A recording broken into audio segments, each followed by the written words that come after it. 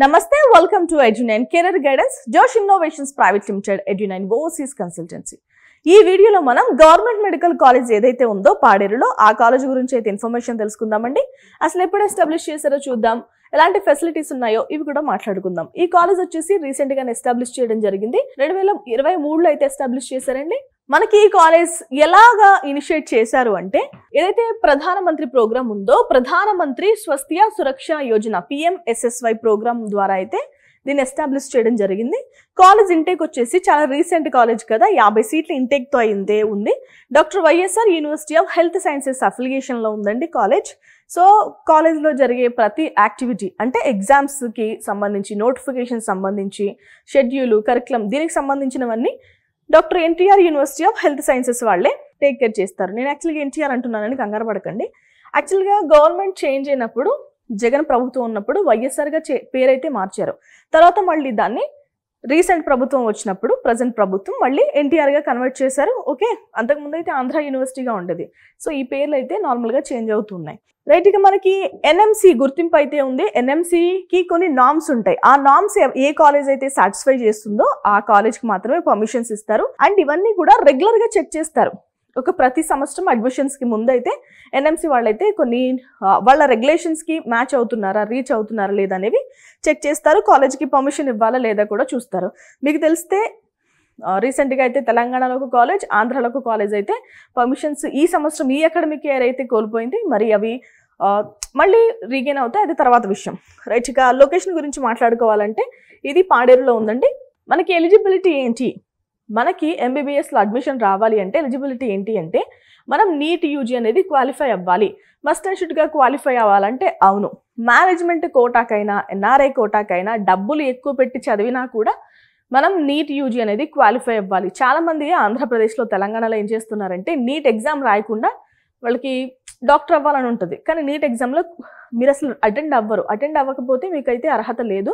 కానీ చాలామంది ఫ్రాడర్స్ ఏం చేస్తున్నారంటే, మీరు నీట్ ఎగ్జామ్ రాకపోయినా మేము అడ్మిషన్ ఇప్పిస్తామంటున్నారు. అలా అయితే జరగదండి. ఓకేనా, రైట్. మీరు ఇంటర్మీడియట్ అనేది కంప్లీట్ చేయాల్సిన అవసరం ఉంటుంది. Physics, chemistry, biology and English సబ్జెక్ట్స్లో ఈక్వివాలెంట్ ఎగ్జామినేషన్స్లో పాస్ అయినా ఓకే. ఓసీ విద్యార్థులు అయితే 50% కంటే తక్కువ రాకూడదు. BC, SC, ST విద్యార్థులు అయితే 40% కంటే తక్కువ రాకూడదు. మీ వయసు 17 సంవత్సరాలు నిండి ఉండాలి. ఓకే, డిసెంబర్ 31, 2025కి మీ వయసు 17 సంవత్సరాలు నిండి ఉండాలి. మనకి పాడేరులో ఉన్న గవర్నమెంట్ కాలేజ్లో 50 సీట్లు అయితే ఉన్నాయండి. సో 50 సీట్స్ని ఎలా ఫిల్ చేస్తారో చూద్దాం. ఆల్ ఇండియా కోటా వచ్చేసి 15% అంటే 7 సీట్లు. ఇక స్టేట్ కోటా వచ్చేసి 85%, 43 సీట్లు. ఈ స్టేట్ కోటా ఏదైతే ఉందో అందులో మళ్ళీ 3 క్లాసిఫికేషన్స్ ఉంటాయి. కేటగిరీ A అంటే నీట్లో వచ్చిన మెరిట్ ఆధారంగా అయితే ఫిల్ చేస్తారు. ఇక కేటగిరీ B అంటే మేనేజ్మెంట్ కోటా, ఇక NRI కోటా. కరీంనగర్ కోటా వచ్చేసి 50%. ఈ 85%లో ఎన్నైతే సీట్స్ ఉంటాయి దాంట్లో 50% అంటే 22. Okay, right. ఇక 35%, 43 సీట్లు 15. ఈ 15% NRI కోటా వచ్చేసి 6 సీట్లు. ఇవన్నీ కూడా మనకి ఇక్కడ నుంచి స్టేట్ కౌన్సిలింగ్ ద్వారా జరుగుతాయి.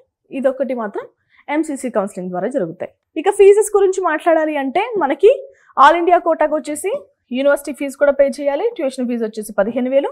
ఇక స్టేట్ కోటాలో మనకి 3 టైప్స్ ఉంటాయన్నాను కదా. కేటగిరీ A వాళ్ళైతే 15,000 రూపాయలు, కేటగిరీ B వాళ్ళైతే 12 లక్షల రూపాయలు, NRI కేటగిరీ వాళ్ళైతే 20 లక్షల రూపాయలు అనేది ప్రతి సంవత్సరం ట్యూషన్ ఫీజుగా అయితే మీరు పే చేయాలి.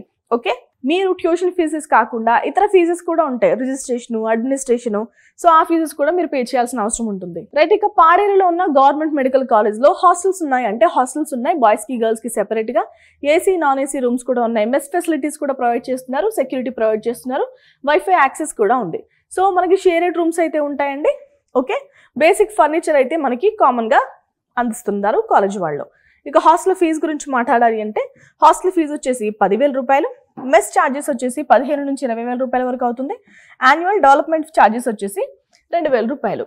సో ఇది పాడేరులో ఉన్న గవర్నమెంట్ మెడికల్ కాలేజ్ సంబంధించిన ఇన్ఫర్మేషన్. ఈ కాలేజ్లో మనం చదవాలంటే నీట్లో ఎంత ర్యాంక్ రావాలో చూద్దాం. మీరు కనుక BCA విద్యార్థులు అయితే మీకు 93,987 లోపు, ఇక BCB అయితే 96,384 లోపు, BCD అయితే 66,999 లోపు, BCE అయితే 1,33,809 లోపు, OC విద్యార్థులు అయితే 64,527 లోపు, SC విద్యార్థులు అయితే 1,56,357 లోపు, ST విద్యార్థులు అయితే 2,17,590 9 లోపు అయితే ర్యాంక్స్ రావాలి. ఓకే, ఇవన్నీ కూడా 2024కు సంబంధించిన క్లోజింగ్ ర్యాంక్స్ అండి.